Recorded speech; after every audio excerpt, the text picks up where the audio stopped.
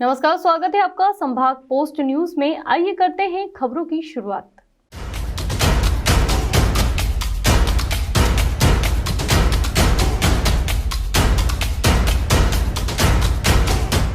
इंदौर की दिशा समिति की बैठक को लेकर सांसद शंकर लालवानी ने कलेक्टर कार्यालय में पत्रकारों से चर्चा की।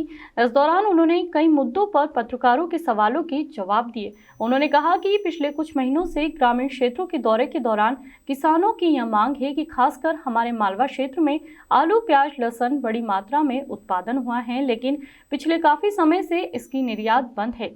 सांसद शंकर लालवानी ने कहा कि इस पूरे मामले को लेकर कृषि मंत्री और केंद्रीय कॉमर्स मंत्री पीयूष गोयल से मिले थे, जिस पर भारत से आलू, प्याज, लहसुन की एक्सपोर्ट मंगलवार से खुल गया है। हमारे मालवा के किसान अपना माल ठीक तरह से एक्सपोर्ट कर सकते हैं। साथ ही उन्होंने कहा कि जल जीवन मिशन योजना पर भी आज विशेष चर्चा की गई और सभी जनप्रतिनिधियों द्वारा धन्यवाद प्रधानमंत्री को दिया गया। अधिकांश गांव में जल जीवन मिशन का कार्य चल रहा है, जिसमें हर घर में नल होगा और हर नल में जल होगा। कुल 606 गांव की योजना में 202 गांव में यह कार्य पूर्णता की ओर है और जल्द ही इसे पूर्ण किया जाएगा। साथ ही ग्रामीण क्षेत्रों में बिजली की आपूर्ति भी की जा रही है। आने वाले दिनों में पानी की जो कमी गर्मियों में रहती है, उसको लेकर सिंचाई को लेकर आगामी बैठक में विशेष रूप से चर्चा की जाएगी। जवाहर मार्ग और चंद्रभागा ब्रिज को लेकर मार्गों को लेकर सांसद शंकर लालवानी ने कहा कि आगे तक लेकर जाएंगे ताकि ट्रैफिक से निजात मिल सकेगी। हालांकि नगर निगम समीक्षा कर रहा है। को गांव से जोड़ना, प्रमुख सड़कों से जुड़ गए, लेकिन गांव को दूसरे गांव से जोड़ना, उसके लिए भी हम केंद्र सरकार में बात करेंगे कि अगले फेज में इस प्रकार की बात हो। जल जीवन मिशन की भी आज समीक्षा की गई और मुझे बताते हुए इस बात की खुशी है कि आज सभी जनप्रतिनिधियों के, सभी पार्टियों के प्रतिनिधियों ने जल जीवन मिशन को लेके एक संतुष्टि की और धन्यवाद भी माननीय प्रधानमंत्री जी को प्रेषित किया कि उनके गांव में हर लगभग अधिकांश गांव में ये काम चल रहा है और हमारी संभावना है कि इस वर्ष ये काम हर गांव में पूरा हो जाएगा। हर गांव में नल होगा, हर घर में नल होगा और हर नल में जल भी होगा।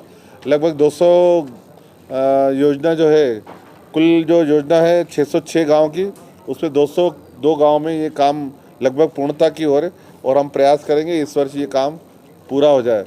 बिजली के विभाग की समीक्षा की गई और उसमें सबने संतुष्टि व्यक्त की कि बिजली को लेकर कहीं कोई ऐसी समस्या नहीं है। मुझे लगता है आने वाले दिनों में हम पानी की समस्या जो गर्मी में रहती है उसको लेके और सिंचाई को लेके और अन्य विषयों को लेके आगामी इस बार के बजट को लेकर बोला कि महिला युवा साथी को लेकर बजट में अलग से प्रावधान किया गया है। इसको लेकर सांसद ने धन्यवाद दिया। साथ ही उन्होंने कहा कि यह बजट स्वागत योग्य है। यह बजट प्रदेश के विकास का बजट है और आने वाले दिनों में मध्य प्रदेश और तेजी से विकास करेगा। कमलनाथ को लेकर सांसद ने कहा कि किसानों को धोखा देकर सरकार बनाई थी। उन्होंने बजट को लेकर जो कहा है उसको लेकर सांसद ने कहा कि उन्हें 2 लाख किसानों का ऋण माफ करने को लेकर सरकार में आए थे।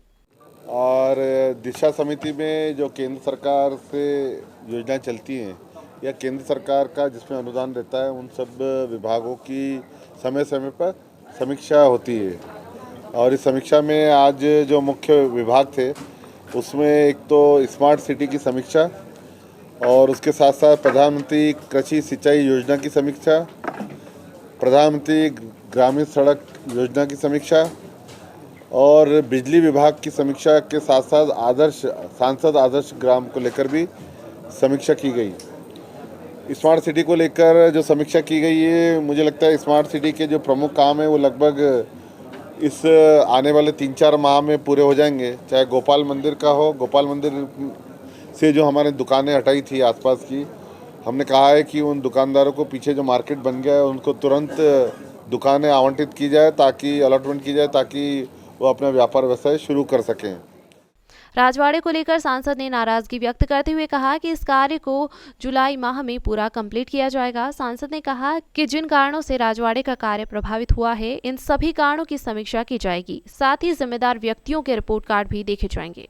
देखिए, राजवाड़े को लेकर मैंने पिछली बार भी नाराजगी व्यक्त की थी। इस बार मैंने कहा है कि अगली बार जब हम इसके लिए बैठेंगे, उन्होंने कहा है हम जुलाई में पूरा कर देंगे। हमने कहा है कि जब हम बैठेंगे तो इसकी पूरी जिस दिन से शुरू हुआ था उसको लेके जब पूरा हो रहा है, किन किन कारणों से विलम्ब हुआ और कौन कौन जिम्मेदार है, इसकी रिपोर्ट हमको प्रस्तुत करें। अब रिपोर्ट आएगी उसके बाद हम विचार करेंगे।